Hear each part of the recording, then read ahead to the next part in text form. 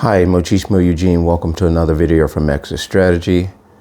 Please like, subscribe, share, give a thumbs up to the video if you found it helpful, and pass it on if you believe someone else will benefit from it. I'd appreciate that. Now, when you first meet the narcissist and you begin to interact with them and you begin to seemingly see that you and this person are compatible, have a great amount of likes and similarities in how you think and things that you hold in high esteem. This is what you perceive. This is unawakened, obviously. And I'm talking to people who have not yet come to a conclusion of knowing truly what these people are. And I'm also actually talking to those who are awake, because looking back a lot of times helps us understand going forward, because we can be duped again, believe it or not. And we all have been there as well. You find that you have some similarities. You find that this person may in fact be the person that you can pretty much form a relationship with and grow with. Not soon after you began to have a couple of interactions with this person, you will find that, say, for example, myself, I don't mind going out and being out in nature. I don't mind being somewhat of an explorer, trying a few new things here or there, but I can take it or leave it. And of course, meeting someone and finding that they like to probably be outward more than you do, that is a little bit of a give and take there. Now, what you begin to see real fast, though, is once you become a little comfortable with one another, generally after about 30 days, maybe even less if you look back, they begin to constantly need to do different things that involve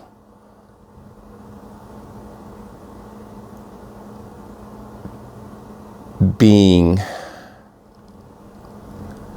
focused outward.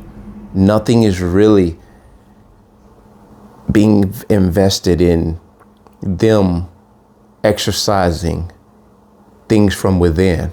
Breaking it down, they are constantly needing to do stuff. They're constantly needing to do stuff that's outward. And there's a reason for this, because they can't sit their ass down. They can't be still. They're so fidgety. They need to constantly give these illusions that they are these busy people. They got energy on tap. They always have these ideas. They're constantly wanting and desiring and needing and encouraging you as well. Let's do this. Let's do that. And when you're in that love bomb stage, looking back as empath chosen ones, you may not have mind going here or there, but in this little relationship, that you newfound relationship, what you really want to do is spend vital amounts of time getting to know each other. You don't want all of this distractions of going here and going there and doing this. But what you end up doing is you comply with it, because again, you talk yourself out of what your intuition is telling you. You began to override intuition, and you begin to form these opinions or these statements in your head like, wow, you know, I've sat around long enough. Now I've found somebody that I can really do things with. Now they want to do it. I'm not going to be bah humbug.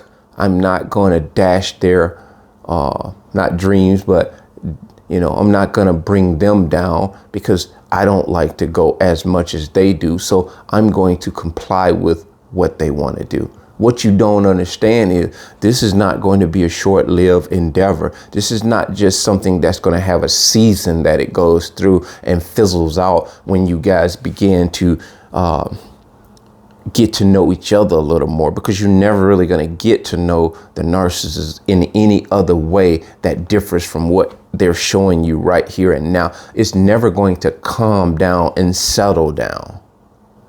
It's going to get incitingly, not exciting, insightfully more on the go. It's going to constantly be this repetition of go, go, go, go, go.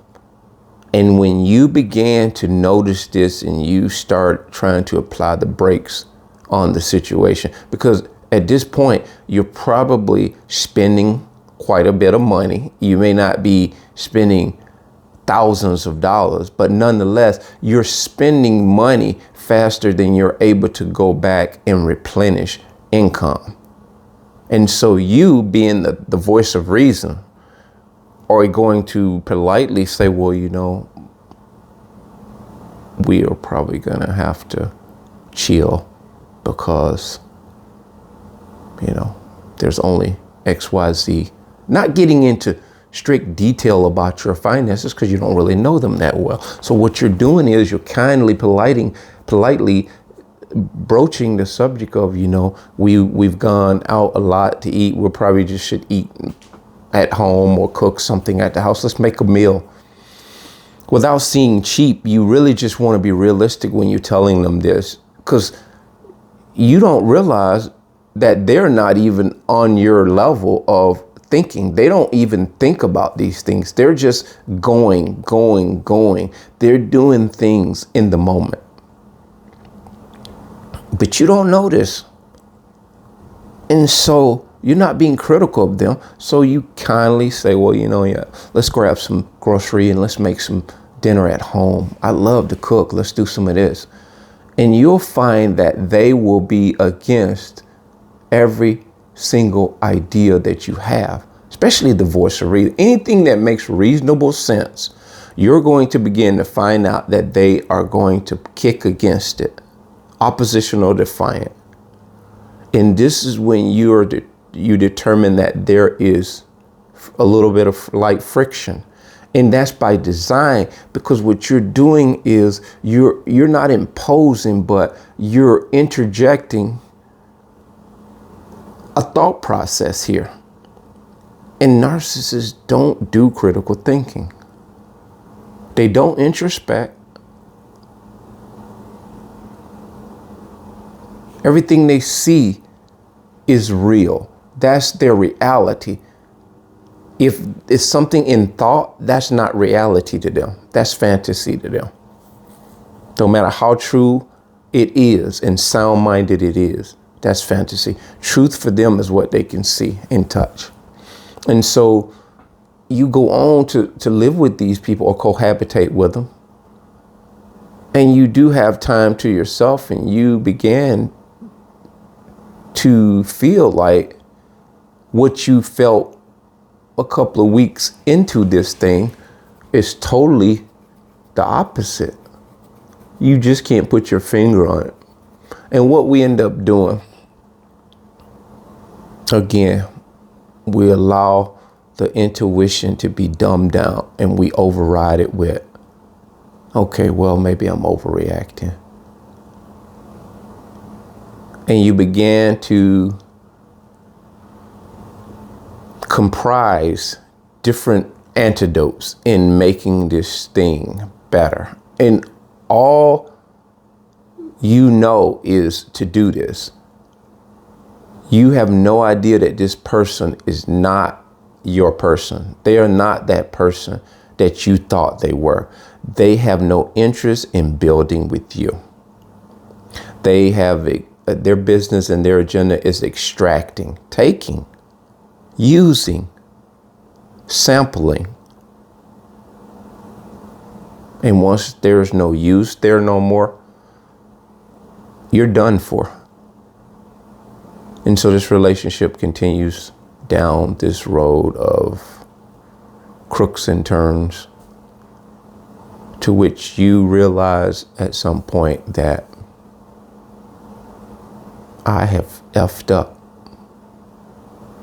But you never say that out loud. You never tell anybody else this. You go on harboring and holding this mistake within yourself.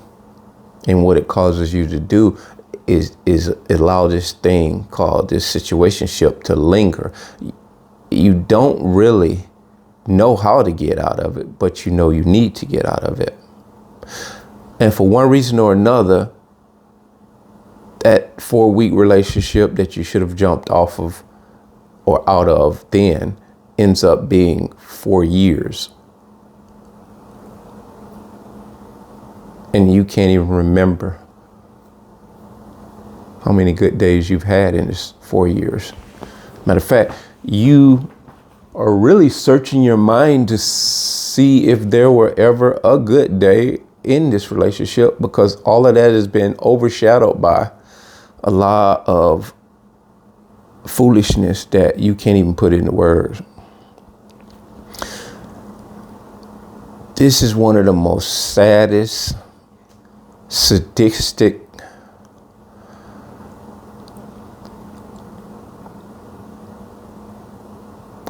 situations that I believe that anyone could ever experience.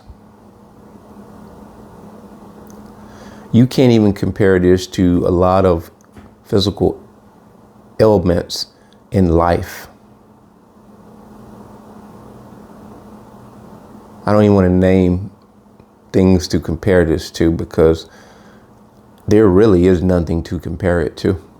Because there are certain things that you and I may deal with in our own life that pertains to us exclusively, independently, individually, apart from anyone else. It may be health issues, this and that and the other, that we pretty much, no one contributed to.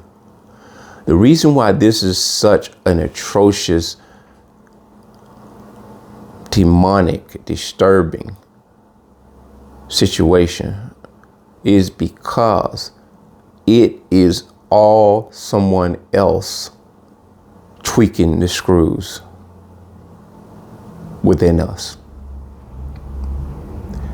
We're just going along for the ride. We look back and we thought it was our ideas from the beginning, but now we realize that we never really truly made any of the decisions.